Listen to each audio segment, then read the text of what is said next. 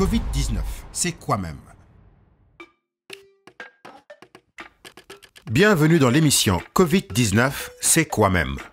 Au sommaire, comment faire son travail d'information en période de crise sanitaire est la lancinante question que des organes de presse se posent sur le continent. À leur credo d'informer, sensibiliser et divertir, ils ont ajouté « se protéger ». À la radio Waga FM, le rédac-chef nous explique comment s'organise le travail en cette période de Covid-19. Peut-on encore faire du sport avec le Covid-19? La réponse semble être oui. Dans son salon ou dans une salle de sport, les sportifs s'adaptent pour garder la forme. Le continent a su juguler le drame sanitaire. Serait-il en mesure de le faire pour son économie? Notre tour d'horizon des artisans nous amène au Niger.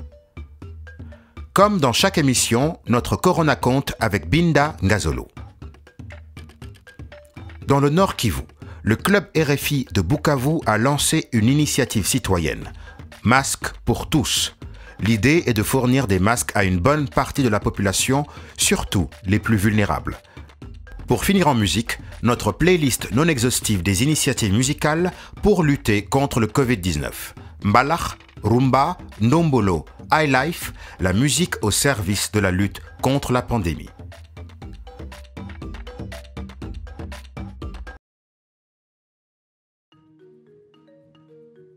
Depuis plusieurs semaines, voire mois, on a pu voir les médias être au cœur du combat pour transmettre les informations fiables sur l'épidémie. Mais la question cruciale est aussi de savoir comment les journalistes peuvent continuer à travailler et informer dans cette situation inédite. Ces derniers sont souvent amenés à être sur le terrain, au contact de personnes potentiellement infectées ou fragiles et à côtoyer de nombreux collègues dans des rédactions cumulant open space et petites salles de réunion. À la radio Waga FM, Paul Miki Ruamba, le rédacteur en chef, nous explique comment il organise le travail des journalistes. À la radio Waga FM, dès l'annonce des premiers cas de Covid-19 au Burkina Faso, les responsables de la radio ont pris des mesures pour protéger les journalistes. Au niveau de notre rédaction, on a également pensé qu'il fallait faire quelque chose tout de suite pour non seulement protéger l'ensemble du personnel et également sensibiliser les auditeurs puisque nous sommes une radio. Alors la chose que l'on a fait tout de suite, c'est d'abord de penser à mettre le personnel à l'abri. Donc nous avons au niveau de la rédaction de Waga FM décidé de la suspension des conférences de rédaction puisque les rassemblements étaient déconseillés.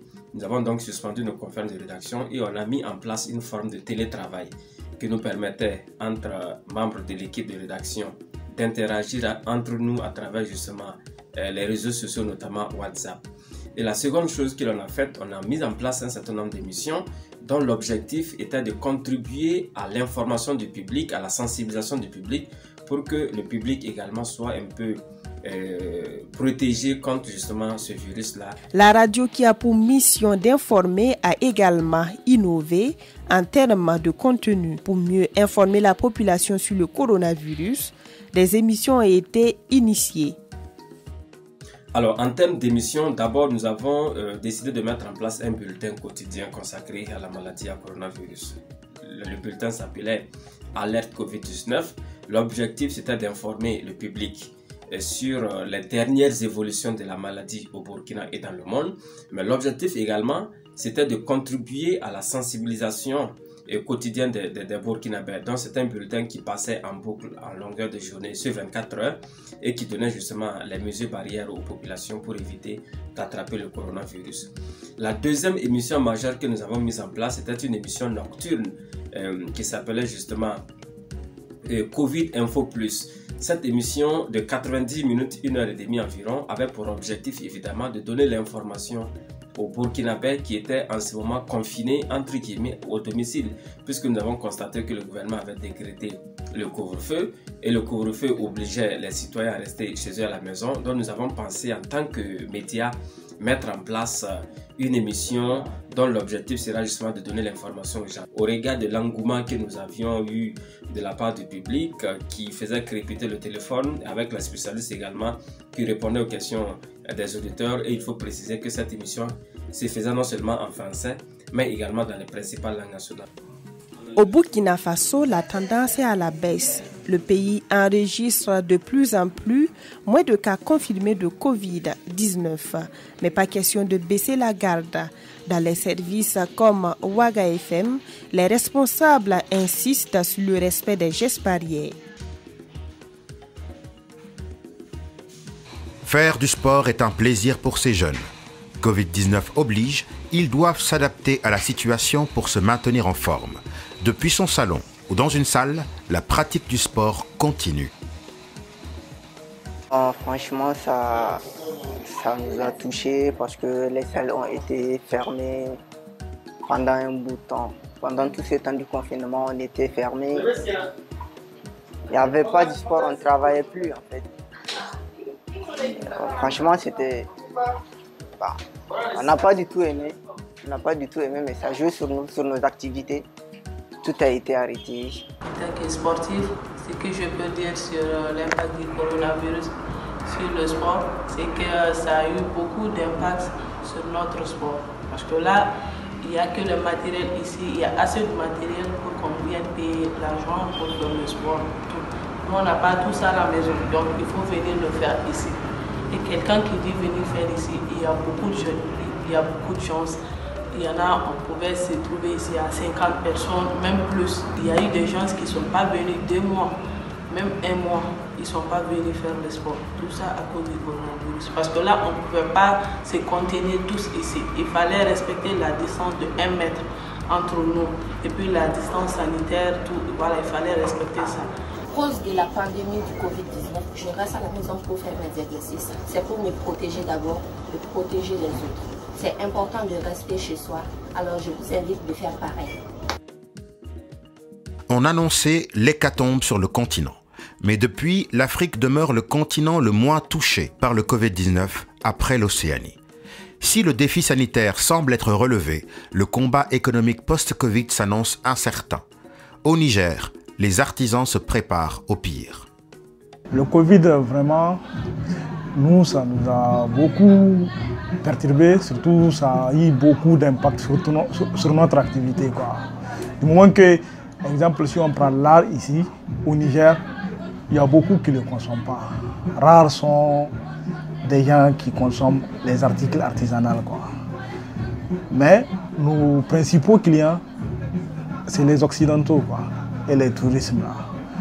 Donc, compte tenu du Covid, donc, il y avait eu la fermeture des frontières et nous, on s'est retrouvés bloqués, il n'y a pas de vente ni d'achat. Et il n'y a même pas des expositions qu'on organisait de temps en temps, il n'y avait pas tout ça. Donc, surtout ici au Niger, nous, ce qui nous permet au moins de gagner petit à petit des sous, c'est les banderoles. Le 3 août, le 1er mai, donc il y a en ce temps, on fait des banderoles, on fait des t-shirts, il y a des plaques publicitaires, tout ça. Mais compte tenu que tout est annulé, cette année vraiment, nous, on ne peut que dire qu'on a vécu grâce à Dieu, c'est tout. Parce que tu peux rentrer ici à peu près dans les maisons, même les ministres, si tu prends les ministères, peut-être tu veux trouver les arts, ou bien dans les banques. Et aussi, ce n'est pas pour le Niger, c'est des trucs internationaux. Mais si tu prends dans les maisons nigériennes, là, voilà, tu peux rentrer dans 80%, peut-être on va trouver 5% des Nigériens dans lesquels tu peux rentrer dans leur chambre, trouver un article artisanal du Niger. Surtout les dames, elles aiment ce qu'on amène de Dubaï ou Chine. Pourtant, ici, il y a la qualité. Parce que, tu vois, exemple, ça, c'est des calebasses, quoi. On n'a pas à lever leurs trucs qui sont là-dedans. Comme ça sont rond, donc nous, on les décore. Moi, c'est avec ça, tu vois, ici, c'est Opération Barkhane. On a fait ça pour le camp Barkhane. Comme eux, parfois, ils rentrent dans l'artisanat, peut-être ça peut les intéresser. Et ici, si tu donnes ça à un, il va dire, ça, c'est quoi? Je vais faire ça avec quoi?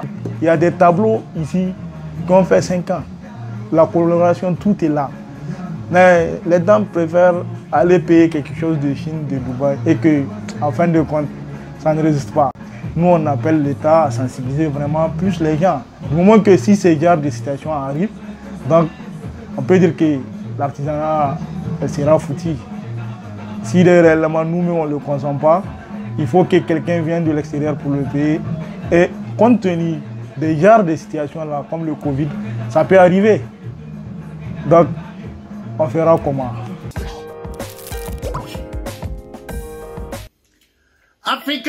Africains, je vous salue. C'est encore le professeur Massankap, grand argentologue devant l'Éternel. En Afrique, nous sommes fatigués de la formule selon laquelle les pays riches gagnent toujours et l'Afrique perd toujours. Voilà pourquoi aujourd'hui, je vais vous parler de l'Afrique qui a décidé de gagner. Voici donc une liste non exhaustive de quelques initiatives de l'Afrique qui gagne. Par exemple, au Rwanda, Kigali a gagné la bataille de la pauvreté.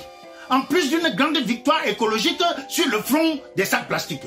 Dans tout le pays, on ne voit plus les déchets et autres sacs plastiques jonchant le sol ou accrochés aux branches des arbres. Non.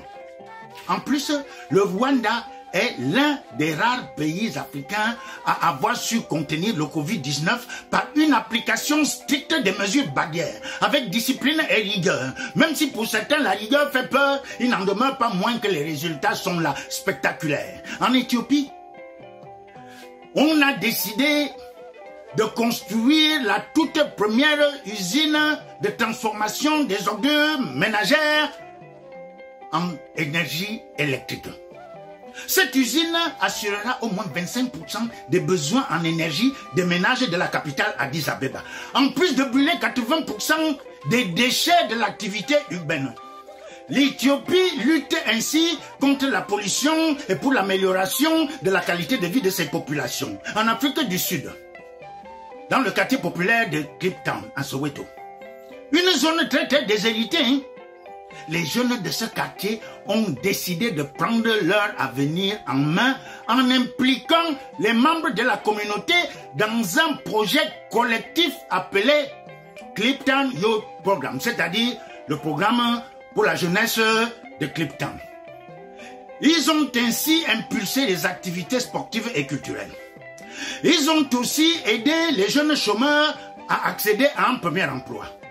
Ils se sont investis dans la formation des jeunes aux nouvelles technologies. En plus des programmes alimentaires, sans oublier le soutien scolaire dans un des quartiers parmi les plus bas de l'échelle sociale.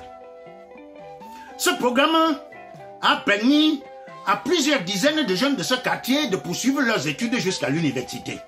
Il y a des dizaines d'autres de terminer leur cursus secondaire. Leur slogan, c'est « From poverty to opportunity », c'est-à-dire de la pauvreté aux opportunités. L'Égypte, de son côté, a une jeunesse novatrice qui a décidé de transformer l'avenir de l'Afrique. Le programme s'appelle l'EHEDNA EEME. Je ne sais pas si je prononce bien. Dans tous les cas, en français, ça veut dire « elles ont de la valeur ». C'est-à-dire que la jeunesse africaine a de la valeur et ne mérite pas d'aller périr, noyée dans les eaux houleuses de la Méditerranée. Ce projet a pour objectif de soutenir les petites et moyennes entreprises spécialisées dans les nouvelles techniques de recyclage des déchets industriels. L'Égypte, par ce projet, se positionne pour l'écologie de façon absolument logique. Le Sénégal, quant à lui, va accueillir Akon Sidi, du nom du grand rappeur sénégalo-américain Akon. C'est un projet de création d'une ville futuriste qui fonctionnera avec une énergie verte, propre et renouvelable. En quelque sorte, une ville éco-responsable. Avec ses écoles, ses hôpitaux, même ses policiers, avec ses sociétés investies dans les nouvelles technologies et qui créeront des emplois pour les jeunes Africains. L'Afrique de l'après-Covid-19 devrait être l'Afrique qui gagne. Tant il est vrai que sans rêve, il n'y a pas d'avenir. Merci beaucoup. Doter des masques aux populations vulnérables dans le Nord Kivu est le pari du club RFI de Bukavu. Nicole Bahati, coprésidente, nous présente les activités du club pour lutter contre le Covid-19. Masque pour tous est notre initiative citoyenne de la semaine.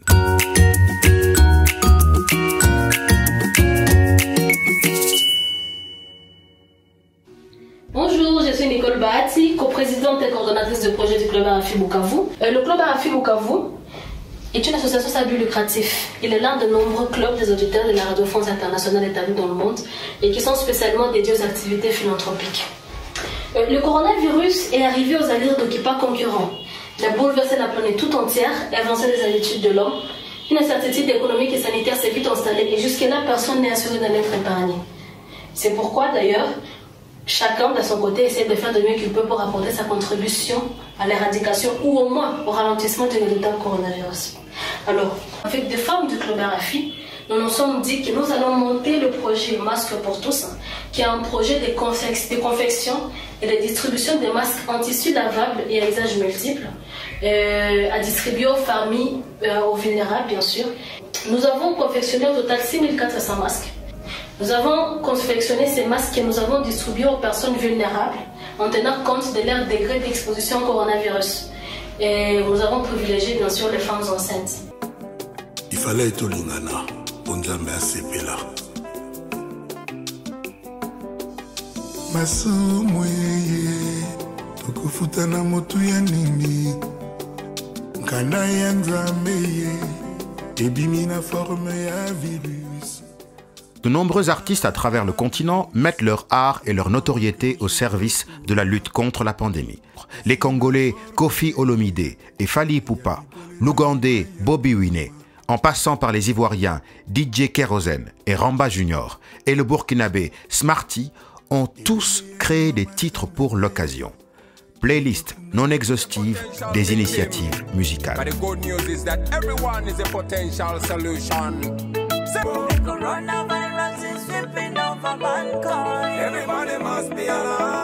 Papa m'a dit qu'elle lavait les mains, j'ai suivi ses conseils. Donc, tonton pardon, toi aussi, faut suivre les consignes. Trouvez médicaments maintenant, faites un effort. Y'a quoi, tous les pays qui sont touchés, c'est Dieu des forts.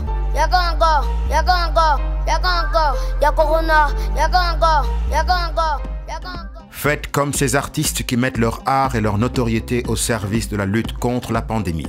N'oubliez pas d'observer les gestes barrières pour couper la route au Covid-19. Lavez-vous les mains, utilisez un gel, toussez et éternuez dans son coude. Mettez un masque. Notre émission arrive à son terme. Vous pouvez retrouver l'ensemble de nos reportages sur notre chaîne YouTube ou sur notre Facebook. Prenez soin de vous. Au revoir.